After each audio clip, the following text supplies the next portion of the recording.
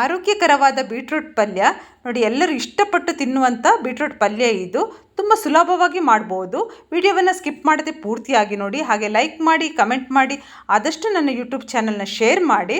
ಯಾರಾದರೂ ಹೊಸಬರಾಗಿದ್ದಲ್ಲಿ ಪ್ಲೀಸ್ ನನ್ನ ಯೂಟ್ಯೂಬ್ ಚಾನಲ್ನ ಸಬ್ಸ್ಕ್ರೈಬ್ ಮಾಡಿ, ನನಗೆ ಸಪೋರ್ಟ್ ಮಾಡಿ.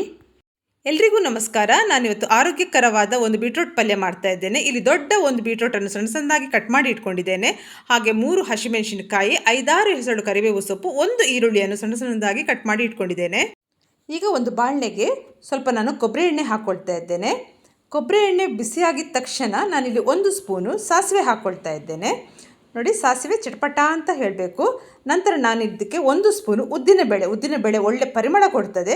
ಹಾಗೆ 1 ಸ್ಪೂನು ಕಡಲೆಬೇಳೆ ಹಾಕ್ತಾ ಇದ್ದೇನೆ. ತಿನ್ನಲಿಕ್ಕೆ ತುಂಬ ಚೆನ್ನಾಗಿರ್ತದೆ. ಈಗ ಇದನ್ನು ಸ್ವಲ್ಪ ನಾವು ಚೆನ್ನಾಗಿ ಫ್ರೈ ಮಾಡ್ಕೊಳ್ಬೇಕು. ನೋಡಿ, ಚೆನ್ನಾಗಿ ಫ್ರೈ ಆಗಿದೆ, ಕಪ್ಪಾಗದಾಗಿ ನೋಡ್ಕೊಳ್ಬೇಕು. ಹಾಗೆ ಈಗ ನಾನು ಕರಿಬೇವು ಸೊಪ್ಪನ್ನು ಇದಕ್ಕೆ ಹಾಕ್ತಾ ಇದ್ದೇನೆ.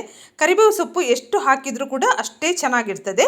ಹಾಗೆ ನಾನು ಕಟ್ ಮಾಡಿ ಇಟ್ಕೊಂಡಿರೋ ಈರುಳ್ಳಿ ಕೂಡ ಹಾಕ್ತಾ ಇದ್ದೇನೆ. ಇದನ್ನೀಗ ಸ್ವಲ್ಪ ಚೆನ್ನಾಗಿ ನಾವು ಫ್ರೈ ಮಾಡ್ಕೊಳ್ಬೇಕು. ನಾನು ಹಸಿಮೆಣಸಿನಕಾಯಿ ಹಾಕ್ಕೊಳ್ತಾ ಇದ್ದೇನೆ.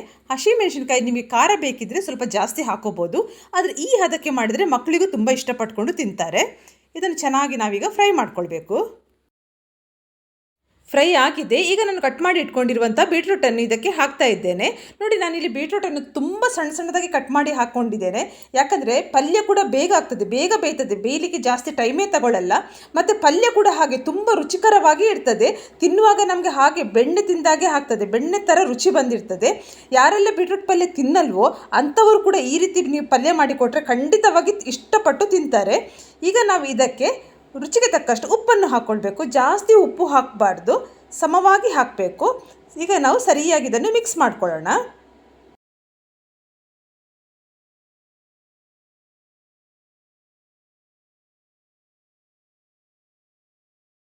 ಈಗ ಇದನ್ನು ಸ್ವಲ್ಪ ಹೊತ್ತು ಮುಚ್ಚಳ ಮುಚ್ಚಿ ಬೇಯಲಿಕ್ಕೆ ಬಿಡಬೇಕು. ಬನ್ನಿ, ಈಗ ಬೆಂದಿದೆಯಾ ಅಂತ ನೋಡೋಣ. ನೋಡಿ, ಚೆನ್ನಾಗಿ ಬೆಂದಿದೆ, ನೋಡುವಾಗಲೇ ಗೊತ್ತಾಗ್ತದೆ. ಯಾಕಂದರೆ ಸಣ್ಣದಾಗಿ ಕಟ್ ಮಾಡಿದ್ದೇವೆ ನೋಡಿ, ಬೇಗ ಬೇಯ್ತದೆ, ತಿನ್ನಲಿಕ್ಕೂ ಅಷ್ಟು ರುಚಿಕರವಾಗಿ ಇರ್ತದೆ. ಖಂಡಿತ ನೀವು ಕೂಡ ಒಮ್ಮೆ ಮನೆಯಲ್ಲಿ ಟ್ರೈ ಮಾಡಿ, ಖಂಡಿತ ಇಷ್ಟಪಡ್ತೀರಿ. ಈಗ ನಾನು ಇದಕ್ಕೆ ಸ್ವಲ್ಪ ತೆಂಗಿನಕಾಯಿ ತುರಿಯನ್ನು ಹಾಕ್ತಾ ಇದ್ದೇನೆ.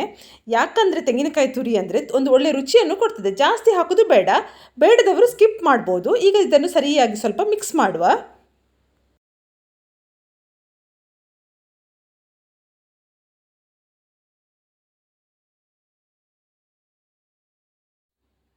ಈಗ ನಾವಿದನ್ನು ಸ್ವಲ್ಪ ಮುಚ್ಚಳ ಮುಚ್ಚಿ ಸ್ವಲ್ಪ ಹೊತ್ತು ಹಾಗೆ ಲೋ ಫ್ಲೇಮಲ್ಲಿ ಇಡುವ.